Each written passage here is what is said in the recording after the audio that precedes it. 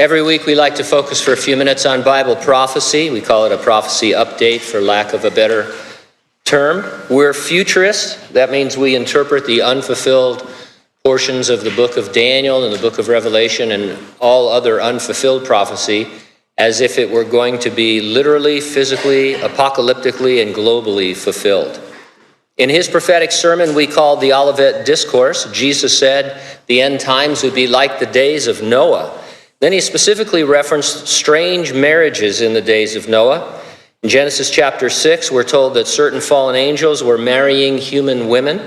They were producing offspring, and they were called Nephilim, and they were a race of giants. The Old Testament talks about giants in many places, even after the flood of Noah's day. For example, the 10 Israelite spies reported that there were giants in the Promised Land. They were so big that it made them seem like grasshoppers in comparison. These were not just tall men. At least one is described in the Bible as being about 15 feet tall. This isn't what we call giantism either, because humans who suffer from that are typically slow and clumsy, uncoordinated, and they die relatively young. The giants in the Bible were fierce, agile warriors, like Goliath, the most famous of them all. Folks generally pass off these accounts as myths or exaggerations to emphasize a story. That's why it was interesting to read an article titled, "Goliath's True Hometown Found as Lost 3,000-Year-Old Philistine City Emerges Beneath Gath." Let me read you some excerpts.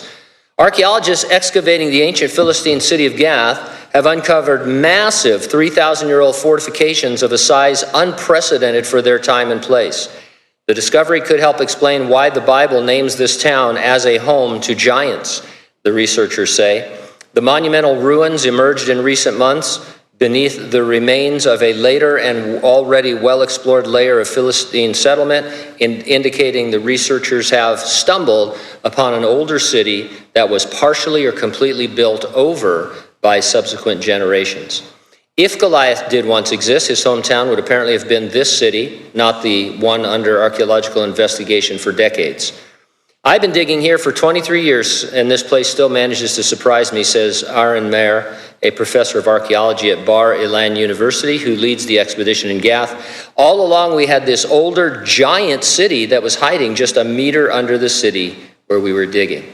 And so I'm sure you caught it from the article. This city that they're excavating is much larger in proportion and dimension and all than any other city of that period. It would, in fact, be a city that giants could live in. Now, it's interesting, the non-Christian archaeologists say they built the city, and that's where the myth of giants came from, because people saw this big city and thought, well, there must be giants there. Anyway. In other unrelated archaeological news, it seems the biblical city of Edom has been unearthed. Our new findings contradict the view of many archaeologists that the Arava was populated by a loose alliance of tribes, and they're consistent with the biblical story that there was an Edomite kingdom here, explained Ben Youssef of Tao's Department of Archaeology and Ancient Near Eastern Cultures. We don't rely on archaeology to prove the Bible.